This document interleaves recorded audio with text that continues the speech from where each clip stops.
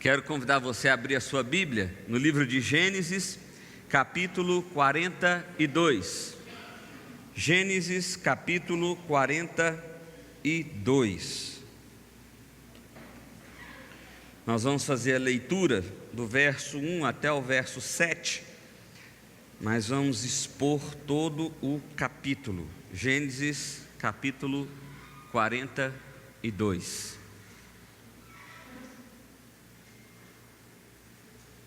Diz assim a palavra do Senhor: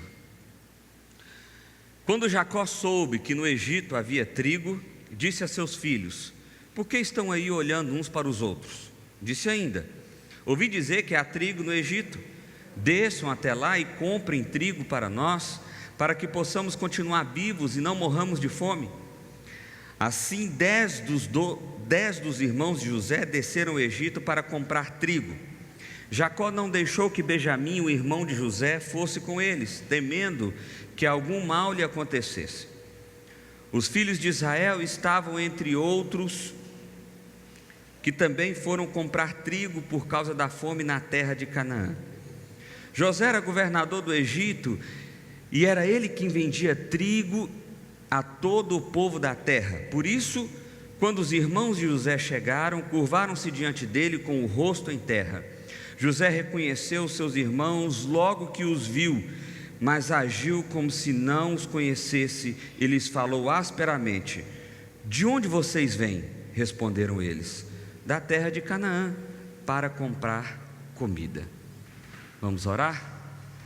O pessoal do som, acho que pode diminuir um pouquinho o retorno, um pouquinho do médio. Está dando uma microfoniazinha aqui para nós. Vamos orar. Pai, obrigado por estarmos aqui, por termos a oportunidade de louvar o Teu nome e de meditar na Tua palavra. Pedimos ao Senhor, ó Deus, que o Senhor nos conduza nesse momento por meio do Teu Espírito Santo e que a palavra do Senhor seja aplicada em nossos corações, ó Pai. Que de forma especial o Teu Espírito Santo venha agir em nós, nas feridas mais profundas que existem em nossa alma, Pai, e nos cure nessa noite. Que em nome de Jesus o Senhor me use como Teu instrumento, pela Tua graça e pela Tua misericórdia. É a oração que fazemos a Ti. Amém. Meus irmãos, nós estamos meditando nesse texto de Gênesis, mais especificamente a partir da vida de José. Então nós começamos lá no capítulo 37, nós vamos até o fim do livro de Gênesis, e o que nós vimos até aqui é que José era um dos irmãos mais novos de Jacó, ou um dos filhos mais novos de Jacó. Especialmente José era filho da mulher amada Raquel, porque Jacó teve muitas mulheres e ele amou somente uma dessas mulheres, e justamente José e Benjamim, que era filho dessa mulher. José era o filho predileto e em determinado momento da vida dele, ele foi vendido como escravo pelos irmãos e ele foi parar lá no Egito. E lá no Egito ele começou a trabalhar como escravo na casa de Potifar. Na casa de Potifar, porque tudo que ele fazia bem feito. Isso chamou a atenção de Potifar, ao ponto de Potifar deixar tudo na mão de José, e a única coisa que Potifar preocupava era em comer e dormir, e pronto, e acabou. No entanto, com o passar do tempo, a mulher de Potifar, que não era uma mulher muito da legal assim, cobiçou José, tentou se deitar com José. José fugiu e ela o acusou falsamente de estupro, e como ela fazia parte da nobreza e José era um mero escravo, ele foi preso por causa disso. Lá na prisão, ele continuou fazendo tudo o que ele podia fazer de melhor. Isso chamou a atenção do carcereiro. O carcereiro colocou ele como uma espécie de supervisor da prisão. Ele interpreta, em um determinado momento, o sonho de 2 oficiais do faraó que tinham sido presos ali. Depois que ele interpreta esse sonho, passados 2 anos, José tem alguns sonhos esquisitos, estranhos. Ele fica intrigado com aquilo, até que alguém diz: olha, tem um menino lá na prisão que o bicho é bom para interpretar sonho, então chama esse menino aqui. José foi, o faraó contou o sonho, e o sonho significava o seguinte: haverão 7 anos de grande fartura no Egito, mas depois haverão 7 anos de grande escassez. Então o que você tem que fazer é arrumar alguém que coordene esse período de fartura para acumular comida o suficiente para passar pelos 7 anos de escassez. Faraó, vendo aquele menino falando, ele falou: pronto, é você o menino. Você que é o cara que vai fazer esse negócio aí. E de então, um escravo preso no Egito, ele se tornou o governador de todo o Egito, ao ponto de que Faraó disse: ó, você só não manda em mim, no resto você manda em todo mundo. José se casa, tem 2 filhos e está tudo show de bola na vida de José. Passou 7 anos de fartura. José, durante aquele tempo, acumulou 20% de comida a cada ano que se passou. Então ele tinha acumulado bastante comida para poder passar os anos de escassez que estariam pela frente. Mas aí, meu irmão, a vida de José é uma vida complicada. Quando parece que está tudo indo jóia, quando parece que está tudo indo certo, acontece alguma coisa. É por isso que virou novela mesmo, porque parece um roteiro de novela, é um negócio impressionante. Você pensa, pode acabar a história aqui. Tá bom, José virou governador, interpretou, deu tudo certo, casou, teve 2 filhos, fim. Não teve fim aí não. Porque o projeto de redenção de Deus para José e para a família de José ainda não havia sido completado. Pois bem, corta a cena aqui e nós vamos voltando para Canaã. Lá em Canaã tem Jacó e os seus filhos. Seus filhos não eram gente boa, seus filhos não eram gente bacana, não era gente legal. E olha só o que acontece, chegou o período de fome. Jacó não está sabendo que é 7 anos assim e 7 anos assado. A fome não era só no Egito, a fome era em todo o mundo conhecido daquela época. A fome era por todos os lados. Jacó então vê que tem comida no Egito. Ele lê o jornal do dia e está falando: ó, tem comida lá no Egito, tem comida lá. E aí o que mais me impressiona é que ele tem que virar para os 10 filhos. José era o mais novo dos 10. Essa altura do campeonato aqui, José está com 37 anos de idade. Ele foi vendido como escravo com 17 anos de idade. Passou-se 20 anos e ele tinha 37. E ele era o mais novo dos 11. Só tinha Benjamim depois dele. Então você imagina que nós estamos falando aqui de filhos que tinham entre 40, 50, uns beirando até os 60. Olha só o que Jacó tem que falar para esses caras. Por que vocês estão olhando um para o outro aí? Ou seus à toas? Ou seus... Eu fico impressionado porque esses meninos ainda dependiam do pai. Nós estamos falando de marmanjo com mais de 40 anos de idade. Eles dependiam do pai para viver.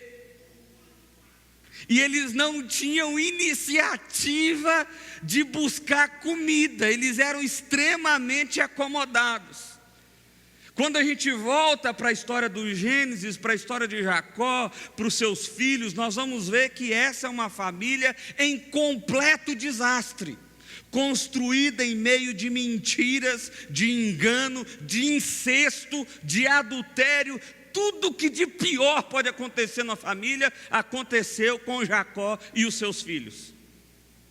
Mas nada daquilo até então tinha servido para que aqueles homens crescessem e de fato amadurecessem. Eles ainda eram dependentes de um homem velho já a essa altura do campeonato, que era Jacó. Eles não tinham coragem de buscar comida. Jacó tem que falar para eles: ô, vem cá, o que vocês estão fazendo aí parado? Isso é para escancarar o que está acontecendo ali. Ele disse: olha, desçam lá para o Egito, vão comprar trigo, porque é lá que tem comida, nós vamos morrer de fome se vocês ficarem parados. Mas é o seguinte: Benjamim não vai com vocês. Aqui é preciso fazer uma pausa para você perceber que tem um negócio aqui ainda no coração de Jacó. Porque Jacó estava achando que José estava morto, lembra da história? Jacó estava achando que José estava morto e ele culpava os filhos mais velhos por isso. E agora quem passou a ser o filho predileto de Jacó? Benjamim. Então vocês vão, mas eu não esqueci do que vocês fizeram há 20 anos atrás. O meu filho predileto não vai com vocês. Passou 20 anos e o negócio estava pegando o coração de Jacó aqui ainda. Eles desceram para lá, foram parar lá no Egito. Chegando lá, quem é que está vendendo comida para o povo estrangeiro? José.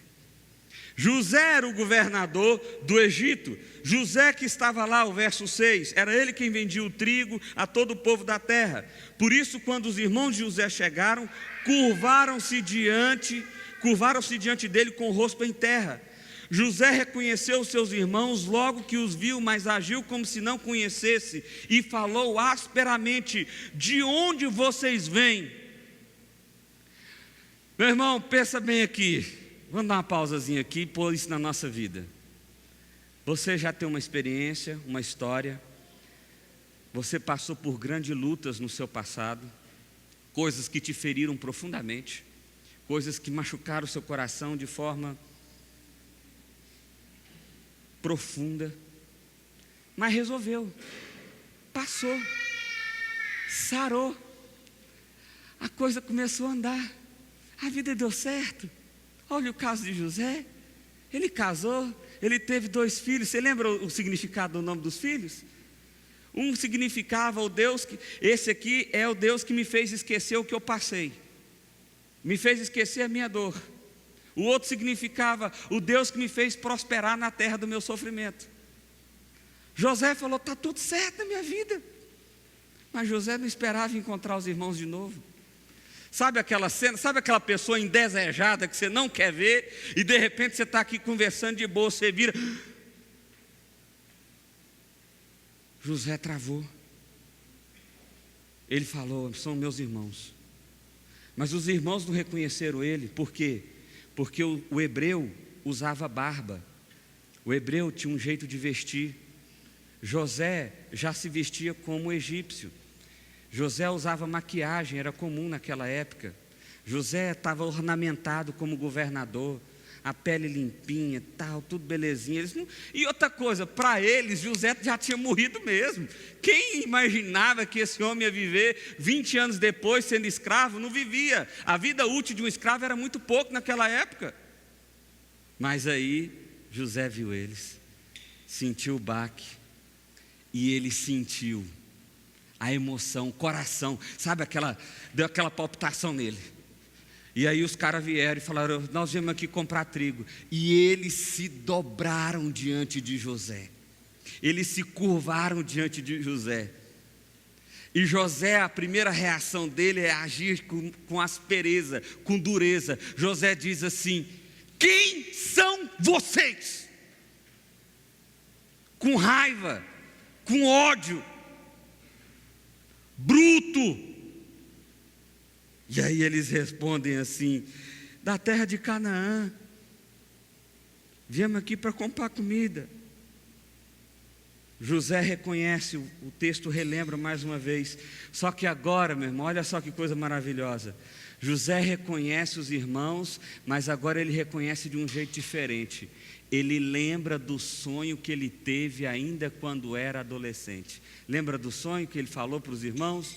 Olha, eu era tipo eu estava ali, as estrelas se curvaram diante de mim, até o sol e a lua.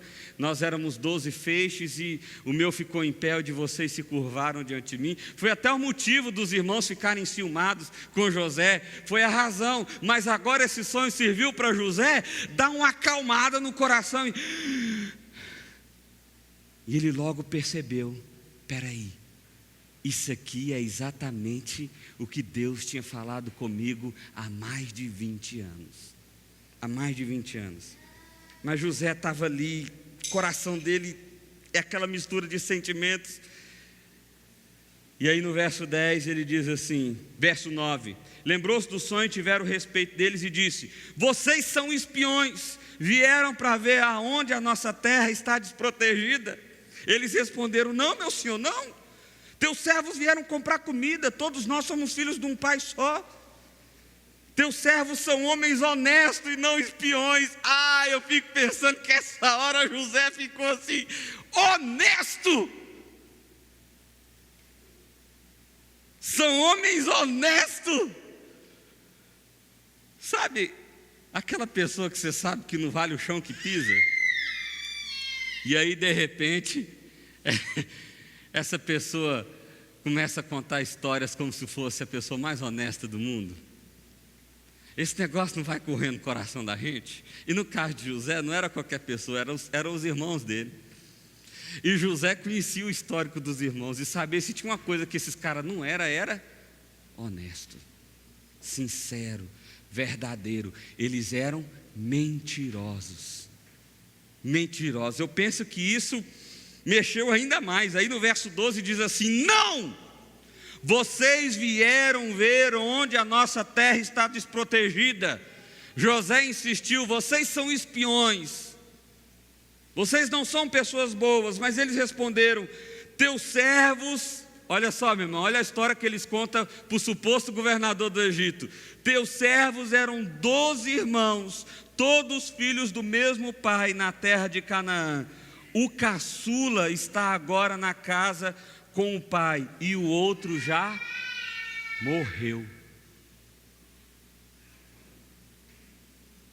José deve ter pensado: eu conheço essa história, eu sou o outro que morreu, eu sou o outro que morreu, eu sou o que vocês mataram, seus infelizes. Eu sei o que vocês fizeram, eu sei como vocês fizeram, eu sei que vocês não são honestos, eu sei que vocês não valem nada. E eu fico pensando, meu irmão, aqui, com um turbilhão de emoções que José estava vivendo naquele momento. Estava tudo bem na vida dele, finalmente ele tinha conquistado nem sequer o que ele imaginava. Ele não só não era mais escravo, como ele era o homem mais importante do Egito. Ele tinha uma esposa, ele tinha filhos, ele tinha estabilidade. Por que agora esse passado volta? Por que isso retorna? Por que essa dor é exposta novamente? Acaso é Deus brincando? Acaso é Deus? Não é assim que a gente pensa? Deus é sarcástico, Ele está brincando comigo. Esse problema já está resolvido, por que trazer à tona? Meu irmão, tem uma coisa que eu e você precisamos ter em mente: a história de Deus para nós é uma história de redenção. É justamente essa história do Evangelho, é isso que Deus faz ao trazer Cristo, o próprio Deus encarnado, para morrer em nosso lugar. É uma história de restauração, e restauração não se faz jogando poeira debaixo do tapete. Restauração se faz limpando tudo. E está evidente aqui que José ainda era movido por aquilo que tinha acontecido. Ainda que ele tivesse dito que os filhos era justamente a declaração pública de que ele entendeu que o coração dele havia sido curado, a gente percebe que isso ainda mexia com ele. Porque uma coisa é perdoar, outra coisa é reconciliar. É muito diferente. É muito diferente. Uma coisa é você dizer assim: quer saber, eu não te culpo mais não, está tudo certo. Outra coisa é você falar assim: eu te amo sinceramente de todo o meu coração. É muito diferente. O salto é grande. O salto é grande.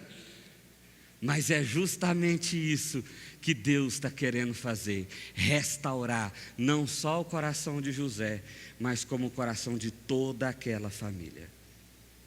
José insistiu: não. Deixa eu citar uma frase aqui para vocês, de Tamir Neves. Ele diz assim: há muita gente que revive sempre o seu passado ruim, ao ponto de abrigar na mente e no coração mágoas profundas, neuroses e frustrações.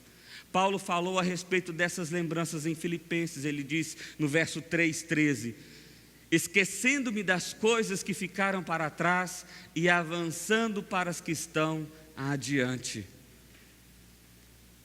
Você acha que Paulo também não tinha traumas? Você acha que é só você que passou por fortes traumas na sua vida? Só você que teve dores profundas, difíceis de ser curada? Só você que teve pessoas que te traíram? Só você que teve pessoas que foram desonestas? Só você que teve pessoas que acabaram com a sua história em algum momento dela? Não! Essa é uma história recorrente. A narrativa pode até ser diferente, a maneira que aconteceu pode ser diferente, mas é uma história recorrente, porque nós magoamos pessoas e somos magoados por pessoas. Mas nós não podemos ficar presos lá. Nós não podemos ficar presos lá.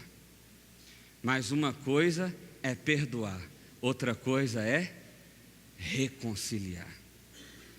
Eita, isso é difícil. Por enquanto nós vamos ficar só na parte do perdão aqui.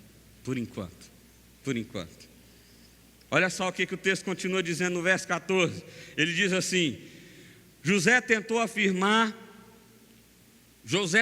a afirmar: é como lhes falei, vocês são espiões, vocês serão postos à prova. José parece que agora vai fazer um teste. Ele diz assim, no interno, no coração de José, é como se estivesse passando assim: vamos ver se esses caras mudaram mesmo. Vamos ver se eles pensam diferente. Vamos ver se a atitude deles agora é outra. Vamos ver se eles realmente têm uma percepção diferente. Se as experiências que eles tiveram realmente os tornaram pessoas melhores. E aí agora ele é governador, ele tem o poder. E aí ele diz o seguinte: olha só qual que é a prova que José faz. Juro pela vida do faraó que vocês não sairão daqui enquanto o seu irmão caçula não vier para cá. Eu fico pensando agora nos 10, pensando, lascou. Nosso pai é magoado com nós tem 20 anos. Ele não vai deixar Benjamim vir nunca. Mas José, por outro lado, estava pensando o quê? Eles me mataram, eles se desfizeram de mim, porque eu era o filho predileto. José logo pensou, quando eu saí, quem tornou evidente na vida de Jacó? Benjamim. José deve ter pensado, mataram Benjamim. Se desfizeram dele de alguma forma também. Então, José queria saber o que tinha acontecido com o tal do Benjamim. Era esse o ponto aqui. Era esse o ponto. E aí ele disse no verso 16: mandem alguns de vocês buscar o seu irmão, enquanto os demais aguardam presos. Assim ficará provado se suas palavras são verdadeiras ou não. Se não forem, juro pela vida do faraó que ficará confirmado que vocês são espiões. E deixou preso 3 dias. Ele pegou e falou o seguinte: vou prender vocês aqui. Vocês escolhem um entre vocês aqui para ir lá, voltar na casa de vocês e trazer o irmão mais novo que vocês disseram que ficou para lá. Vai lá. Passou 3 dias. Quem foi que se candidatou para ir? Ninguém. Os 10 ficaram lá presos. Deve ter pensado, lascou. O pai não vai liberar. E nós vamos morrer aqui. O homem invocou que nós somos espião e agora já era. Porque ele tem o poder, nós estamos numa terra estranha. No 3º dia, José viu que aquela tática não ia dar certo. E ele estava curioso para saber o que aconteceu com Benjamim. Então ele tem uma nova tática. Ele diz assim: José disse o seguinte: eu tenho temor de Deus. Eu creio no Deus que vocês creem. Eu conheço o Deus que vocês conhecem. Se querem salvar a sua vida, faça o seguinte. Vou facilitar para vocês.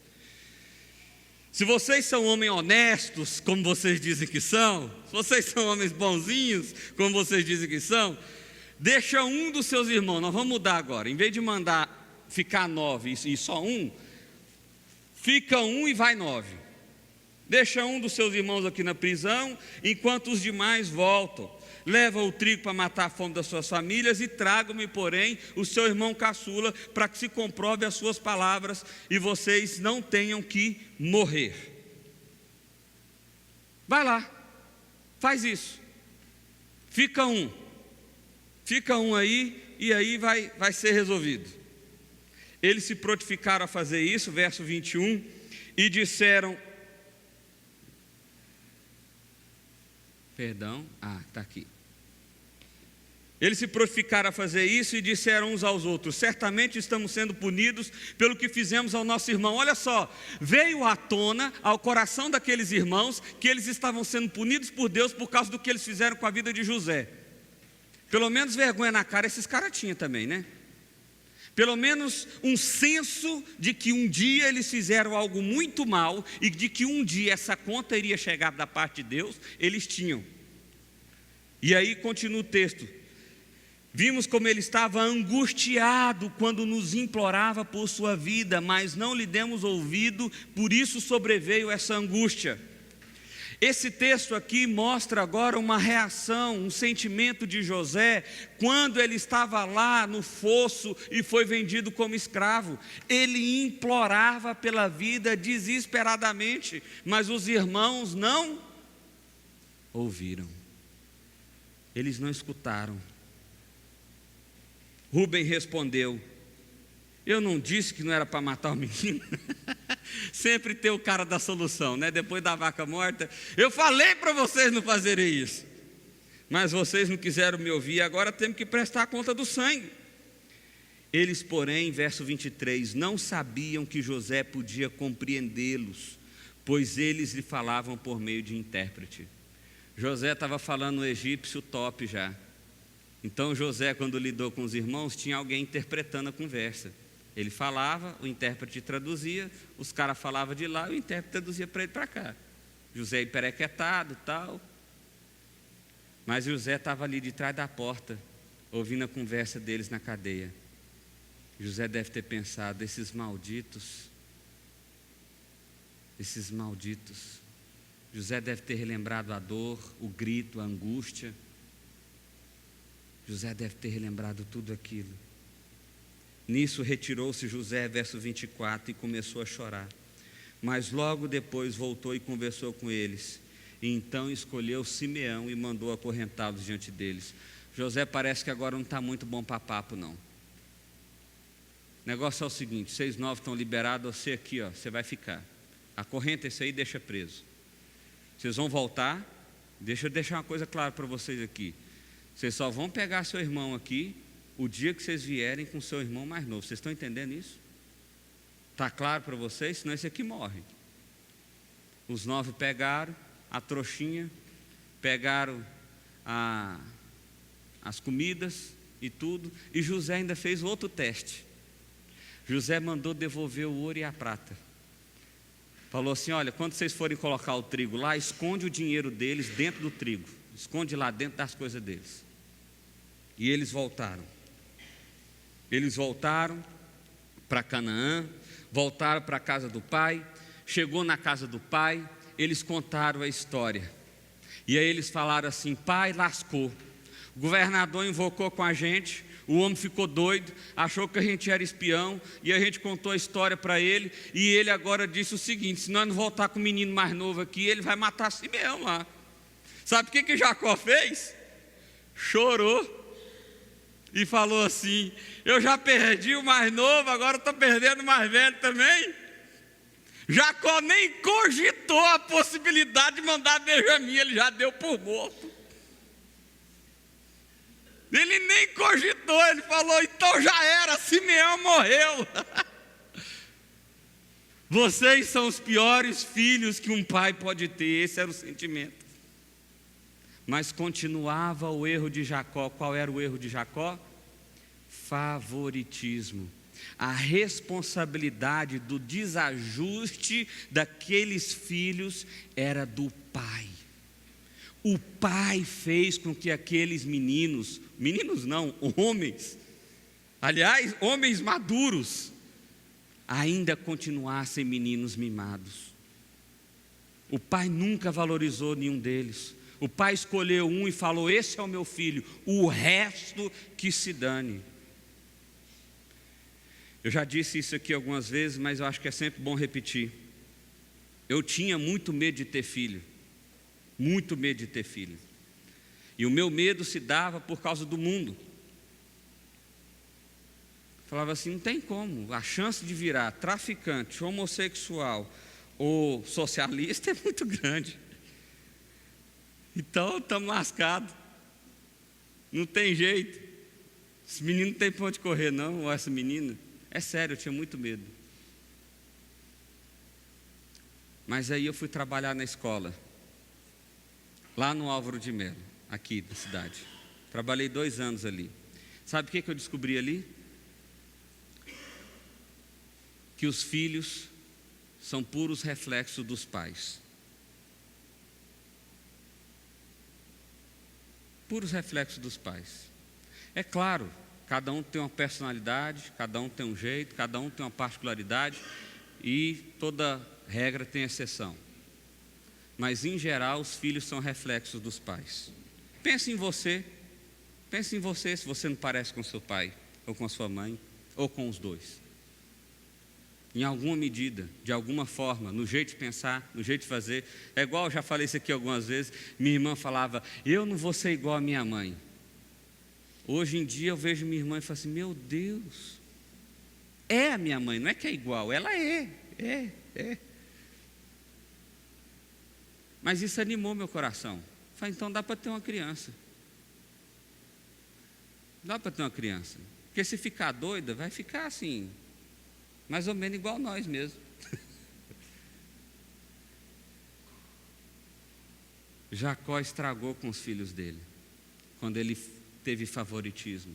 Jacó estragou com a família dele, quando ele não soube administrar as crises entre os filhos. Jacó estragou com a família dele, quando ele escolheu ter 4, 5 mulheres, quando a lei permitia só uma. Jacó condenou a família dele pela atitude dele. Ele era um péssimo patriarca. Um péssimo. E passado anos e anos e anos de experiência, ele continuava sendo horroroso, horrível. Sabe quem que é Jacó? Jacó é o que o pessoal do Novo Testamento, o pessoal de Israel falava assim, o meu Deus é o Deus de Abraão, Isaac e Jacó.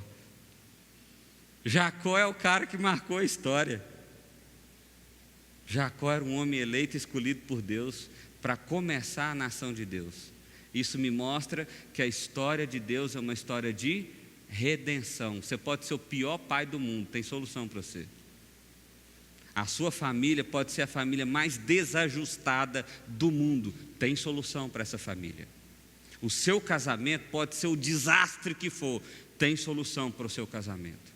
Agora há uma necessidade de que você se submeta completamente ao Evangelho, completamente ao método e à história de Deus. Porque às vezes Deus vai fazer você passar pela escravidão de 13 anos, como foi o caso de José, para que o seu coração seja um dia confrontado, para que o seu coração seja um dia transformado. Agora, se você for aqui como esse paizão aqui, ó, verso 35. Ao esvaziarem a bagagem, quando dentro da bagagem de cada um estava a sua bolsa cheia de prata, quando eles e seu pai viram a bolsa cheia de prata, ficaram com medo. Eu fico pensando que Jacó pensou, esses meninos roubaram alguém, eles não valem nada, não é assim? Você deu um dinheiro para o menino comprar uma Coca-Cola, na hora que ele volta com dinheiro e com a Coca-Cola, o que você pensa? O que você fez de errado, menino? Não, cada padaria resolveu me dar. Resolveu dar nada, ninguém dá nada de graça, pois não, vamos lá ver esse menino. Não é assim que vai fazer?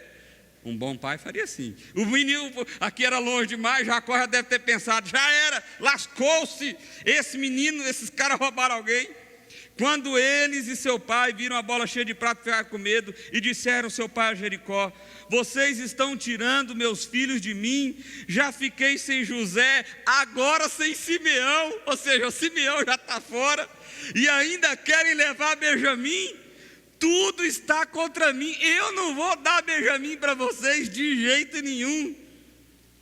E Rúben disse o seguinte, pode matar meus 2 filhos, se eu não trouxer de volta, deixa aos meus cuidados e eu o trarei.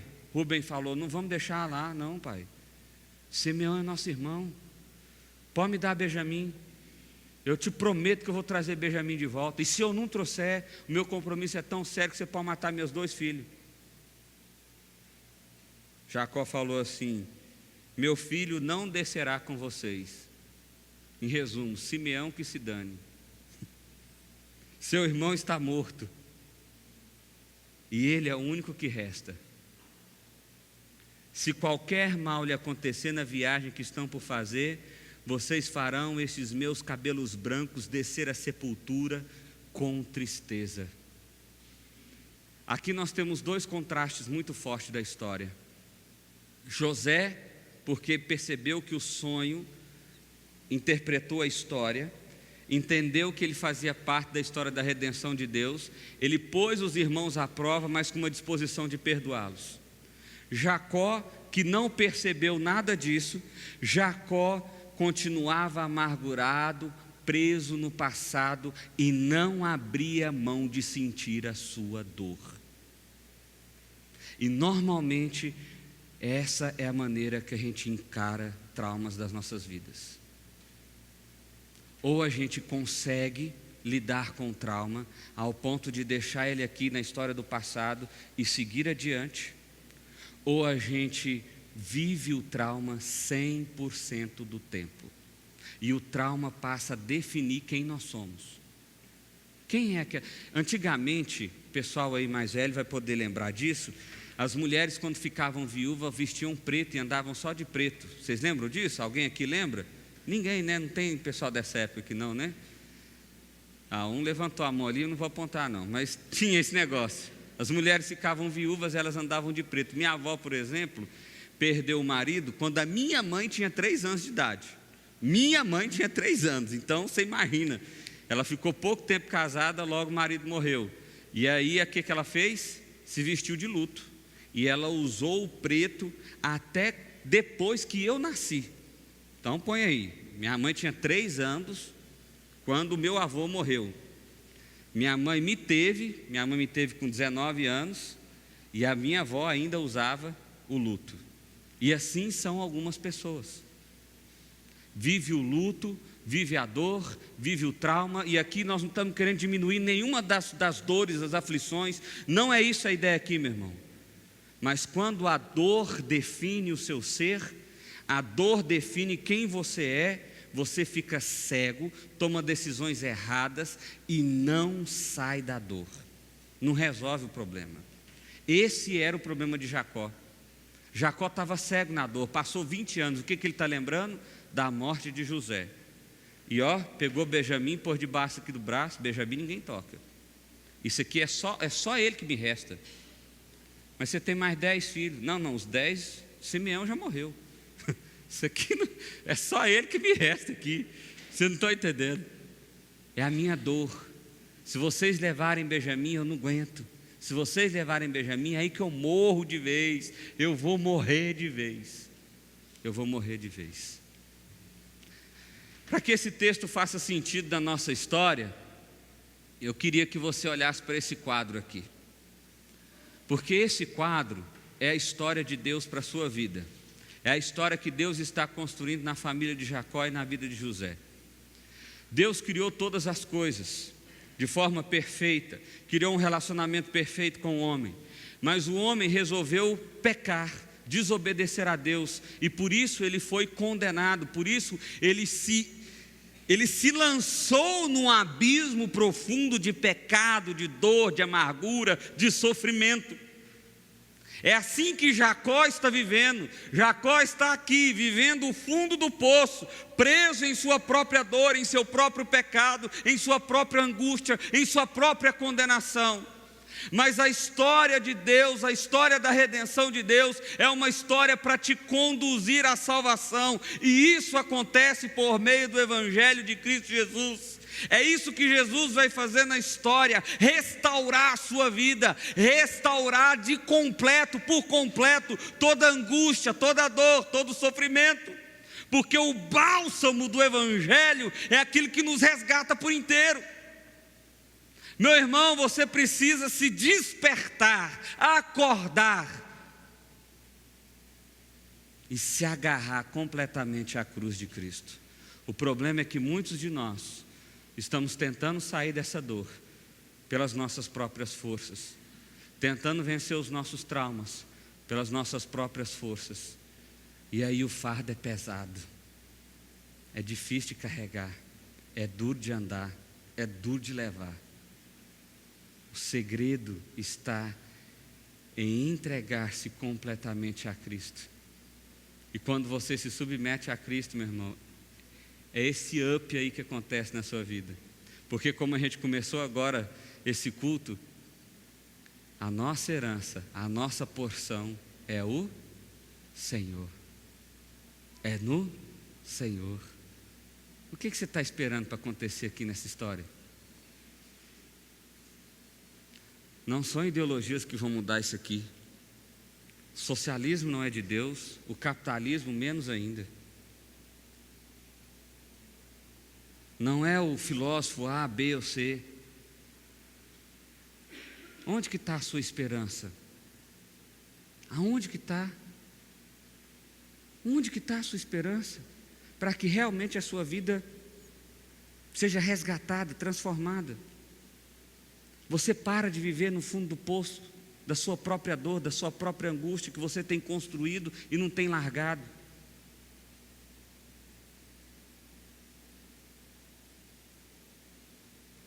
É preciso olhar para frente e andar para frente. Mas você só faz isso através de Cristo Jesus. Algumas conclusões. Primeiro, todos somos pecadores, por isso perseguidos pelo passado. Se você não se sente ainda perseguido pelo seu passado, não se preocupe, isso vai acontecer em algum momento da sua história. Fica tranquilaço, lá para os seus 40, 50, de repente você vai lembrar de um pecadão que você fez lá quando você tinha 20, 25, 30, e aí, como é que você vence isso? Com Jesus. Deus está nos conduzindo para um final de redenção. Essa deve ser a nossa esperança, essa deve ser a nossa expectativa, essa deve ser a nossa vontade, essa deve ser a nossa disposição. Terceiro, como Paulo disse, avance para frente, esqueça o passado, deixa a dor com Jesus. Jesus, doeu demais, está doendo demais, eu não estou aguentando mais. Mas o Senhor disse que o Senhor carrega o nosso fardo, então toma o meu fardo que está pesado demais. E Jesus diz, e pega o meu que é leve. O meu é leve. O meu é leve. Quarto, José só conseguiu lidar com o seu trauma porque lembrou do sonho, lembrou do senhorio do Senhor na história. A primeira disposição de José, meu irmão, era dar na cara daqueles caras. Quem são vocês? De forma ríspida, áspera e bruta. Logo em seguida, ele lembra do sonho. O que vocês querem aqui? Vou pôr vocês à prova. Assim como a família de Jacó, assim como a família de... Gente, ficou esquisito aquilo aqui. Assim como a família de Jacó, vírgula, Deus está nos conduzindo para uma reconciliação eterna com Ele mesmo. Deus está nos conduzindo. Por último, saia do passado e viva em direção ao amanhã de Cristo. Uma última frasezinha. Assim como Deus está reconciliando a família de Jacó, nos reconcilia com Ele mesmo. Para que isso se torne uma realidade no seu coração, é necessário deixar o passado para trás e viver o amanhã com a esperança que Cristo garante na cruz do Calvário. Sem Cristo como mediador da sua história, não há esperança, não há solução. Há um caminho de dor gerando outra dor. Caso contrário, viveremos presos em nossas dores e jamais experimentaremos a realidade do amor de Deus. Encarecidamente eu diria para você, meu irmão, o problema não é você sair do passado em direção ao futuro. O problema é você sair do passado em direção ao futuro sem Cristo. Porque você vai sair de um poço para cair no outro. Você vai sair de um trauma para cair no outro. você vai sair de uma dor para cair em outra dor. Se você quer realmente viver a vida com leveza, abraça Cristo, abraça o Evangelho de Cristo, submeta a Cristo, submeta seu casamento, sua vida, sua profissão, seus relacionamentos, as pessoas que você já magoou, as pessoas que magoaram você, submeta tudo a Cristo. E aí você experimentará verdadeiramente a leveza do amor de Deus. Amém? Amém? Amém. Vamos orar? Está chovendo? Olha só, coisa boa. Vamos orar, feche seus olhos. Agora você não tem pressa de ir embora mesmo? Não, fica cegado. Feche seus olhos, vamos orar ao Senhor. Pai, nós queremos colocar as nossas vidas diante de Ti. Queremos pedir ao Senhor, ó Deus, que o Senhor vá de encontro com isso que tem pesado o nosso coração, Pai. Pai, são tantas dores, são traumas, são traições, são pessoas que nos magoaram que a gente não esperava. E de repente, Pai, isso tem conduzido a nossa história, isso tem nos impedido de caminhar, isso tem gerado um peso tão dolorido, Deus. Pai, em nome de Jesus, vem com Teu Espírito Santo nessa noite sobre os nossos corações e nos faça enxergar aquilo que não estamos vendo, nos faça enxergar a cruz do Evangelho, nos faça enxergar a redenção que há em Ti, nos faça enxergar a cura que há em Ti, nos faça enxergar a esperança que há em Ti, nos faça enxergar que tudo isso, tudo que acontece, tudo que está acontecendo é uma construção do Senhor na nossa redenção. Nos permita sonhar, ó Deus, com um dia em que Te abraçaremos e que esse abraço será eterno. Que em nome de Jesus, ó Pai, o Teu Espírito Santo nos cure.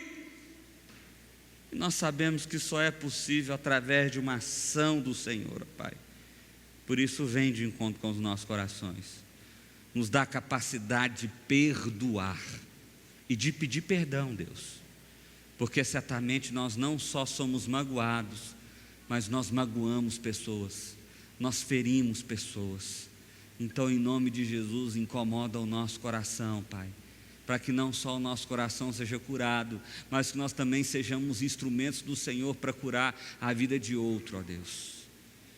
Pai, em nome de Jesus, reconcilia-nos com o Senhor, ó Pai. É a oração que nós fazemos em nome de Jesus. Amém, amém e amém.